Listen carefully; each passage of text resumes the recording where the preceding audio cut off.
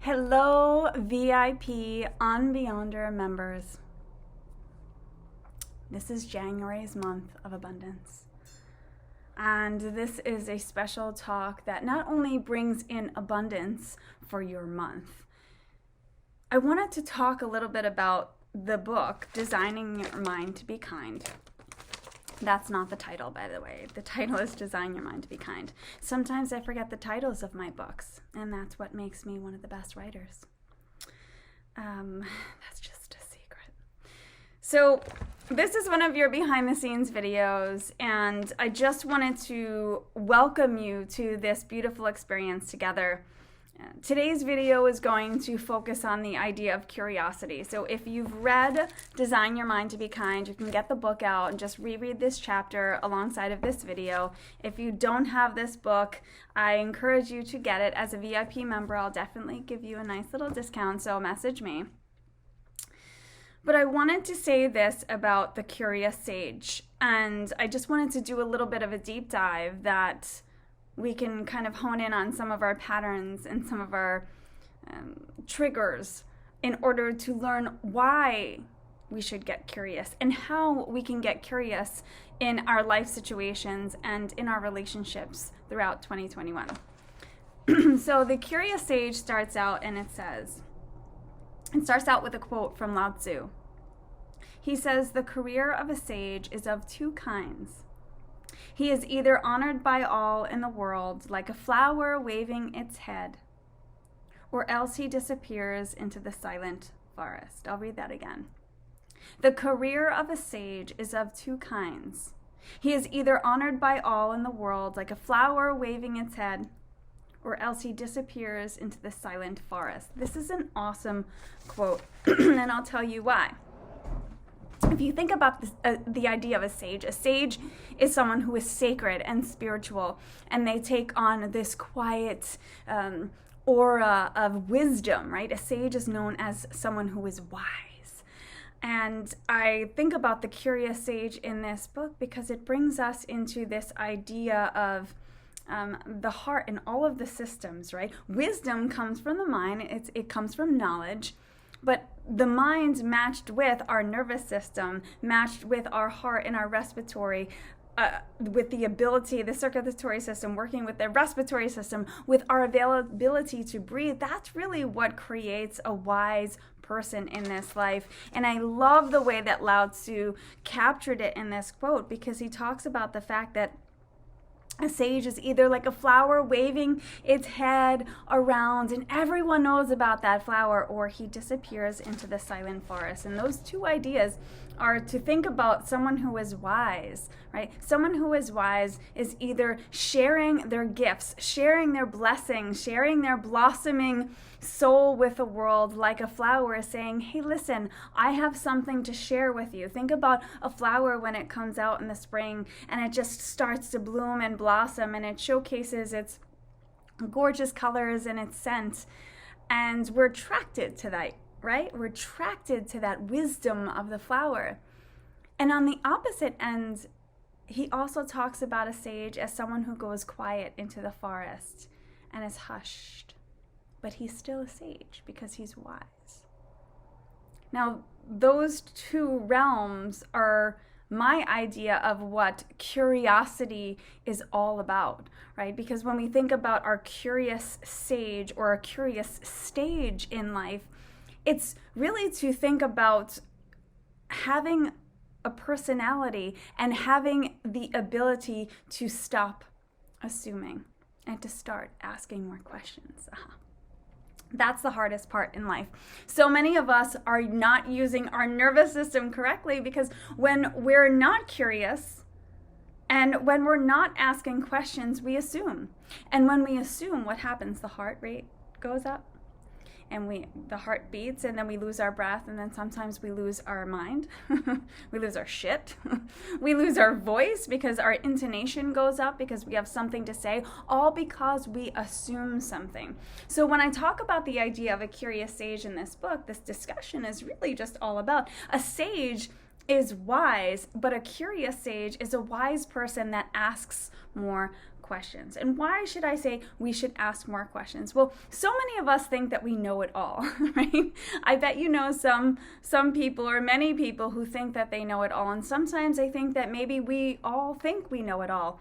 And it's either because we have fear of asking and we just kind of stay in our comfort zones, or we think that we know what we know because the ego tells us that we're better than that and we don't have to ask questions.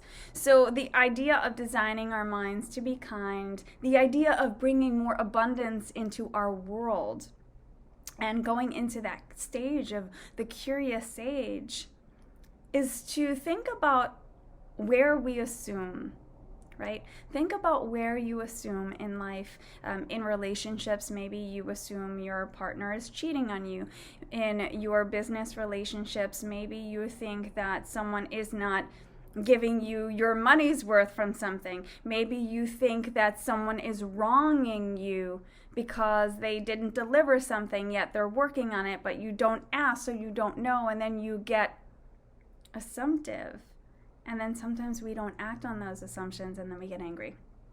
So the idea in the Curious Sage Foundation is to start asking so many more questions. And what happens when you ask questions? You get to know so much more. You get the wisdom of the sage. When you ask questions, you actually get the answers from the horse's mouth, right? One of the first things that I get when I have a new marketing client, I say, let's survey your customers. Let's ask what your customers think about A, B, and C before we start any marketing plans, because guess what? It's not about what we think about our brands. It's about what our customers are really thinking about us. If we ask more questions about what they think, wow, we can create one of the best marketing campaigns ever.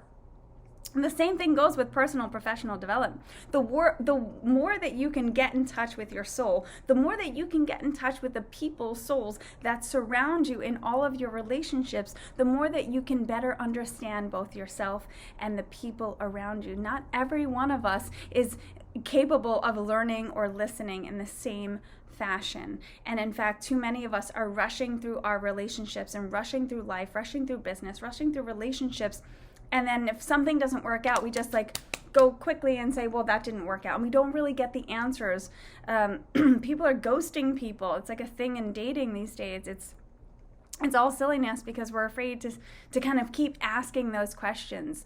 So as we're in this month of abundance, I'd love to have you consider the idea of, first of all, the idea of abundance is like vastness. It's like infinity. It's like it's never ending. In fact, there's a Latin term called overflowing. It comes from the Latin term of abundare. I don't know. I don't do Latin.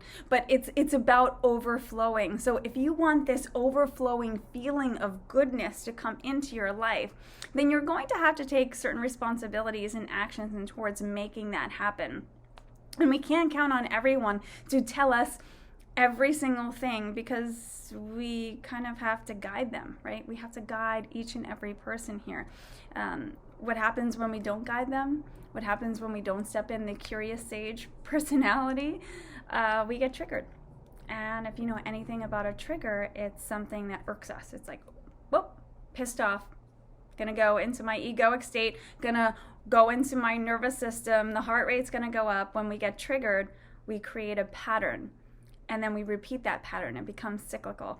So in your relationships, if someone wrongs you or if they piss you off royally, your pattern could be one of many things. You could go inward and just stew and not let anything out. You could go after them and point and blame and judge. You could raise your voice. You can send mean emails to people. You can curse. You could do so many different things. You can be passive aggressive. So when we get triggered and then there's a pattern, there's a cycle, but you're responsible for your patterns and your triggers. So that's a cool thing about personal development. It's like, okay, we're thinking that, we have to get better and stronger and wiser, but at the end of the day, damn, we're kind of responsible for all of our shit. Right? So the more curious we can get about ourselves, even in the process, ask ourselves more questions. Why did I get angry about that? Why did I get upset? How many times have I done that? And that's where the reflective tool comes out. That's where like the magnifying glass comes on top of you, and you start looking at yourself like the book states from a 10,000 foot above approach, and you're like, wow, okay, I really need some work. So when you let yourself get triggered, you're not really paying attention to the tools. You're not using the tools of quieting the mind and acting like a curious sage and asking those questions, because if you let yourself get triggered, you really don't know the answers because you're assuming, right? So that's when anger and fear come out, and then you're just like using that as a way to attack, right? We just go on this attack mode, or again, some of us just go into this quiet mode. And assumptions are really bad. If you've read the 4 agreements, I hope that you have. One of the first agreements is to never assume.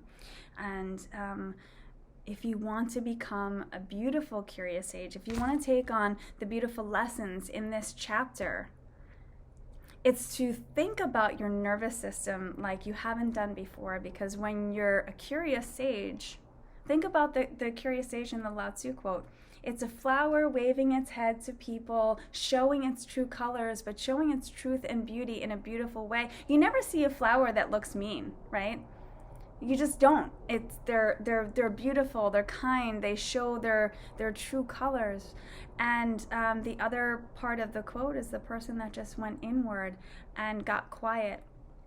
And I think that when we think about our nervous system, we learn that getting quiet, going inward, reflection, self-reflection, self-care, self-love, quieting of the mind, calming the breath, soothing everything will allow you to create the connection between the ontology of the body and the nervous system, the circulatory system, so that your blood is flowing, your respiratory system, so that you're breathing deeply, and then your neurology, so that your brain doesn't go all monkey mind on everything and start thinking that everything is wrong when it's not. So taking that curious step forward, you begin to take this chapter into its next life. So you break through. You're stepping into this freedom spirit, which is one of the other personalities here. But your heart gets to open, and just equating this to abundance and thinking about limitless, right?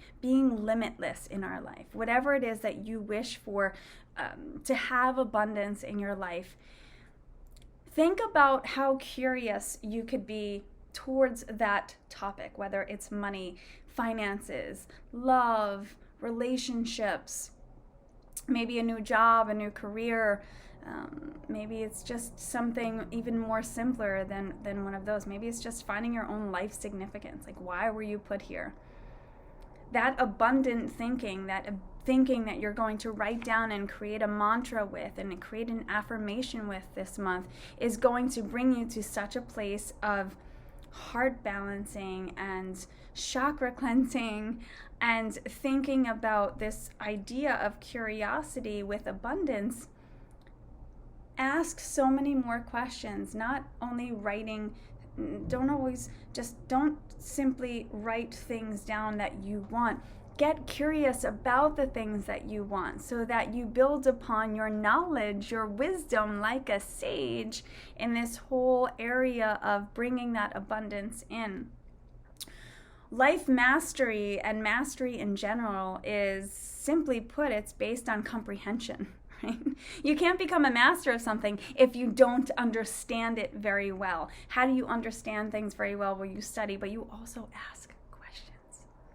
You ask questions. So the idea of abundance can be completely manifested and brought into your life during so many difficult times. And in those tragedies, unfortunately, so many of us assume. And then we start to go into that fear-based mode. And I ask you to think about the nervous system right now, and to think about all of the systems in the body. And the results and the response from asking more questions is the quieting and the softening of the nervous system. Because when you assume something and then you actually ask the question, and then you get your real answer and you realize you might have been wrong, when you're like, well, I feel so much better now that I know the answer. But if you hadn't got curious and asked, you wouldn't have known, and you would have stayed in a place of unrest or anger or any place that is just not so happy in the soul. So today's lesson is to bring in the abundance of your life, anything that you desire, by asking more questions and by getting more curious, and just by bringing more kindness into that sensibility and your ability to ask questions and to get calm and to know that choice, which is our volition. Volition means our choice as a human being. We are human beings capable of making choices, up or down, left or right, north or south, happy or sad, assume or ask questions, abundance or limitation. The more you ask, the more you shall receive. The more you ask, the more you shall receive. And therefore, the Curious Sage is such a wonderful reflective tool for you to practice abundance.